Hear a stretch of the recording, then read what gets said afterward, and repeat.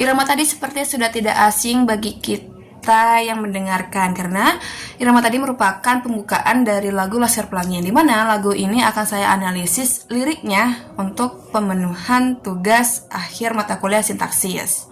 Baik, sebelumnya perkenalkan, nama saya Sri Purnama dengan NIM 240170044. Saya mahasiswi semester 3 dari program studi sastra Indonesia Universitas Negeri Padang.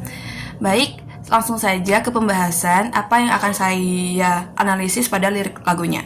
Analisis yang saya lakukan berfokus pada menganalisis klausa berdasarkan fungsi unsur-unsurnya. Seperti pada judul materi yang saya bawakan, yaitu analisis klausa berdasarkan fungsi unsur-unsurnya pada lagu Laskar Pelangi. Nah, langsung saja, apa sih hal yang melatar belakangi saya untuk mengangkat materi ini? Apa yang melatar belakangi saya untuk menganalisis klausanya pada lirik lagu Laskar Pelangi? Nah, yaitu bahasa kan merupakan alat utama dalam berkomunikasi yang digunakan manusia untuk menyampaikan gagasan, pikiran, atau apapun.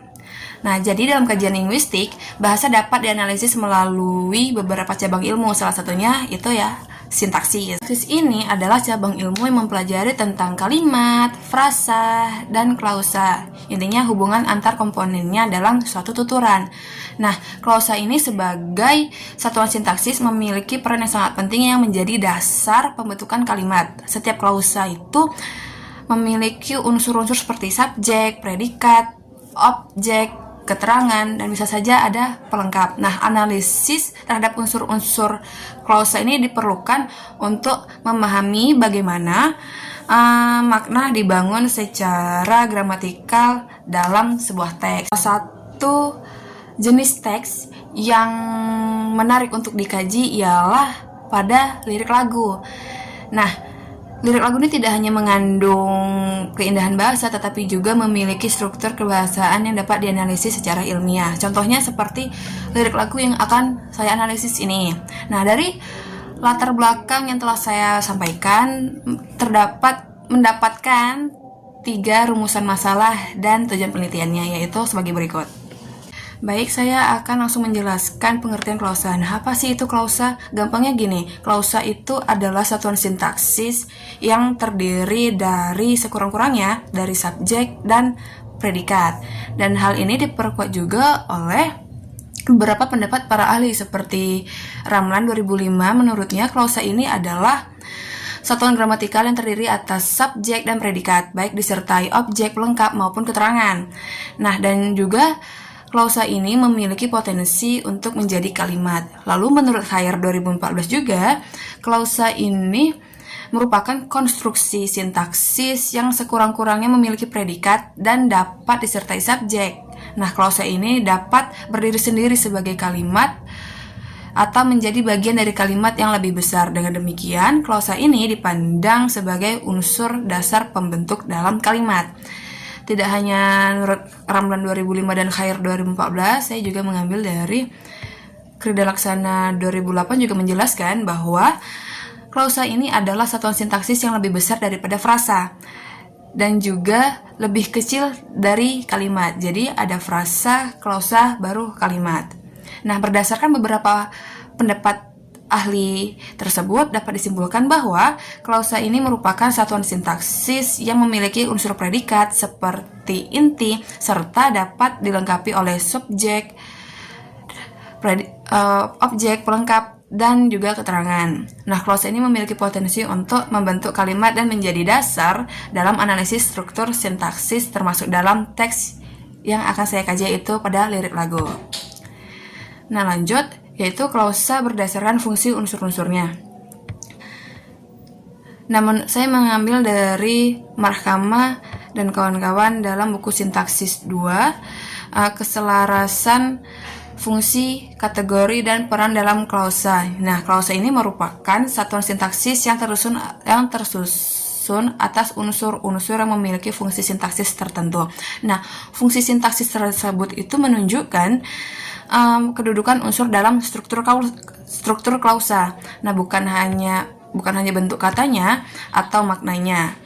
Nah, Markhama juga menjelaskan bahwa fungsi-fungsinya itu dalam klausa memperlihatkan keselarasan dengan kategori dan peran unsur yang mengisinya. Adapun fungsi-fungsi utamanya dalam klausa meliputi subjek, predikat, objek, pelengkap, dan juga keterangan. Berikut akan saya sedikit bahas apa saja itu subjek, predikat, objek, pelengkap, dan juga keterangan. Pertama ada subjek. Nah, subjek ini merupakan fungsi sintaksis yang umumnya menjadi pokok pembicaraan dalam klausa. Nah, menurut Mahkamah sendiri itu biasanya subjek ini terdiri di awal sebelum predikat dalam klausa bahasa Indonesia dan umumnya diisi oleh kategori nomina atau frasa nominal. Nah, subjek ini berfungsi sebagai unsur yang diterangkan oleh predikat. Lalu ada predikat. Predikat ini adalah fungsi sintaksis yang paling utama dalam klausa. Nah, Mahkamah sendiri menyatakan bahwa predikat ini menjadi penentu keberadaan sebuah klausa karena klausa ini harus memiliki unsur predikatnya. Nah, predikat ini berfungsi untuk menerangkan subjek dan dapat diisi oleh berbagai kategori seperti verba, adjektiva, nomina, dan preposisi. Lalu ada objek. Nah, objek ini adalah fungsinya bergantung pada predikat transitifnya. Menurut Mahkamah sendiri, objek ini terletak setelah predikat dan memiliki ciri dapat menjadi subjek apabila klausa diubah ke dalam bentuk pasif. Nah, fungsi objek tersendiri ini umumnya diisi oleh kategori nomina ataupun frasa nominal. Lalu ada pelengkap. Nah, pelengkap ini berfungsi melengkapi predikat tetapi tidak memiliki ciri sebagai objek. Nah, Mahkamah sendiri menjelaskan bahwa pelengkap tidak dapat menjadi subjek dalam bentuk pasif dan kehadirannya bergantung pada jenis predikat dan predikat tertentu. Nah, pelengkap ini berfungsi menyempurnakan makna predikat dalam klausa. Dan terakhir adalah keterangan. Keterangan ini merupakan fungsi sintaksis yang bersifat tidak wajib.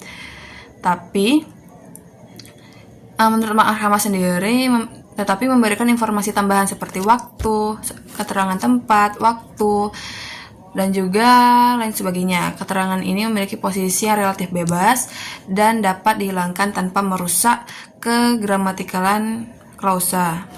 Nah, lalu Mahkamah menekankan bahwa dalam klausa terdapat hubungan yang selaras antara fungsi, kategori, dan peran. Keselarasan ini berfungsi setiap unsurnya dalam klausa menempati fungsi sintaksis tertentu secara sistematis sehingga pembentukan struktur klausa yang gramatikal dan bermakna. Setelah saya jelaskan sedikit apa itu pengertian klausa dan pengertian klausa menurut beberapa ahli dan juga fungsi utama dari klausa yang termasuk subjek, predikat, objek, pelengkap, dan juga keterangan. Dan ya, saya baru menyadari ada kekurangan sedikit pada PPT saya ini tentang pelengkap. Oke. Tidak masalah.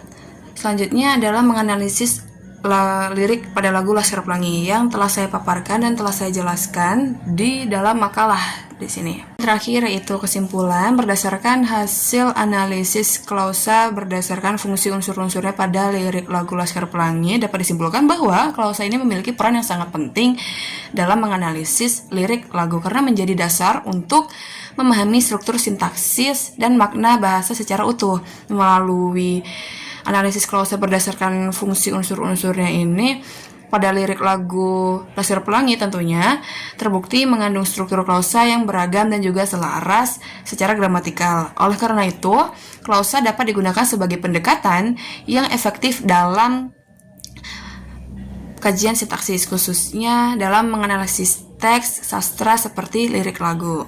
Baik, sekian dari materi dan penjelasan yang telah saya paparkan. Kurang lebihnya saya mohon maaf. Sekian dan terima kasih. Laskar Pelangi takkan terikat.